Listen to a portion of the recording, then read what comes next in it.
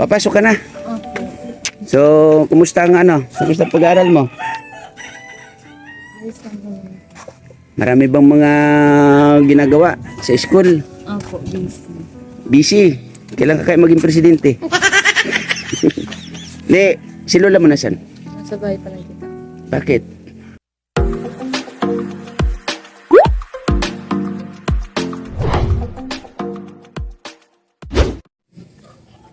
Ayan, good morning po sa ating lahat. Shout out po sa inyo. Sa ating mga viewers dyan.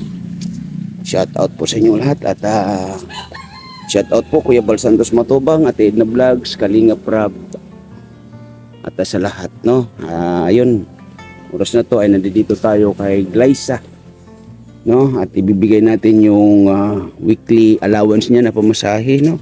Nagaling ito kay Sir Portmac TV at Ma'am James. Yan, maraming salamat po. Yan.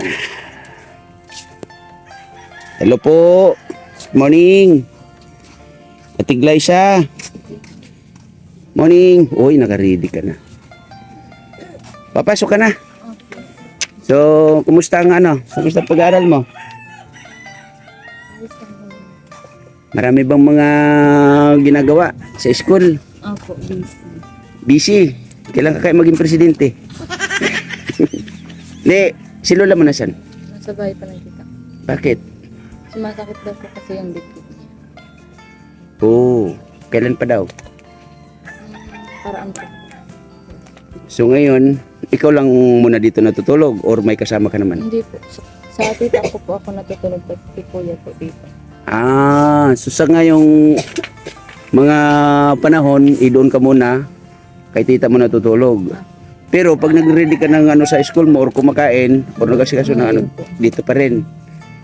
Okay. So ngayon, bibigay ko sa iyo yung weekly allowance mo na pamasahe. Okay? So hindi na natin patatagalin kasi anong oras bang pasok mo? 8. Maaga pa naman. Anong oras pa lang naman nun ngayon? Alas 4 pa lang naman madaling araw. So ito, yung weekly allowance mo ha. Ayan, kanino galing yan? Kay Portmac TV, tas kay Miss Jim po. Yan. So ang gagawin natin, kasi pupunta kami ng Pilar din, kasi doon naman ang ruta mo. So sumabay ka na lang sa amin, no? Mayroon ka ba sabay sa pagpasok mo sa school? Meron po. Si Sino? Andrea. Sino? Andrea po. Si Andrea. Oh, si Andrea. So magkalapit pa lang kayo ng bahay? Opo, nandun lang sa Okay.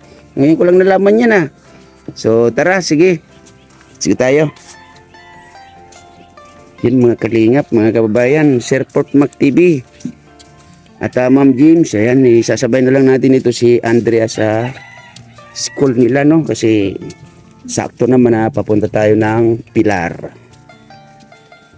Yan, abangan po.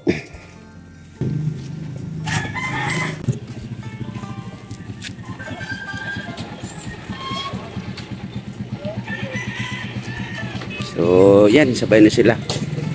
Ayun.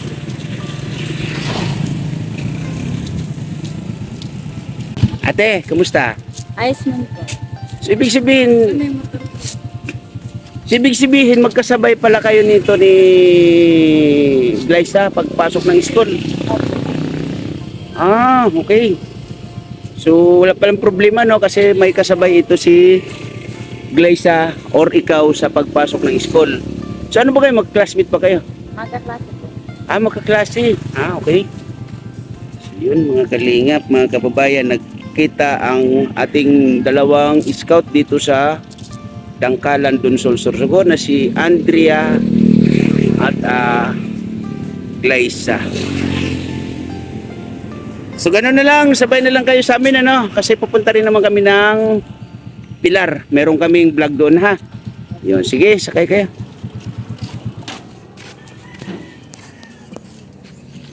Yan Kuya Willie. Ako na lang muna magmamaniho papunta ng Pilar. No, salamat kasi nandiyan ka para makasama at makasabay ko para naman kahit paano mayroon akong katuwang sa pag-scout at pagbalik sa mga nagiging beneficiary natin yan.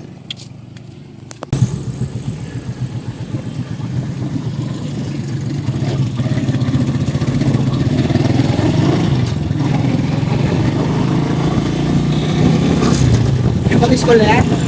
Iba? Ha? Sa unang pa? Ah, okay.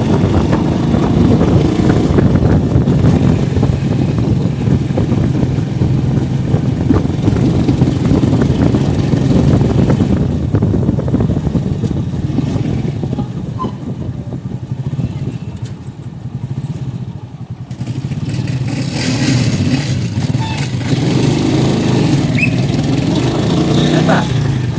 Dito na? Ha? Taas pa! Ano yan? Saan ba talaga?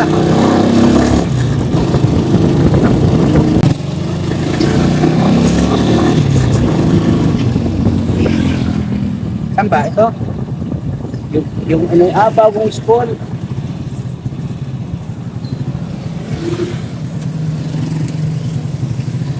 Yan, so yan, nandito na sila. Liza. Saan na ba yun? So, kinag, Liza, ingat kayo ha. Thank you po. Maraming maling pagsubok, di kakayanin Santos matubang. Hindi ka iiwan, taos pusong tutulong. Nagtatanap pa siya sa ating mga puso.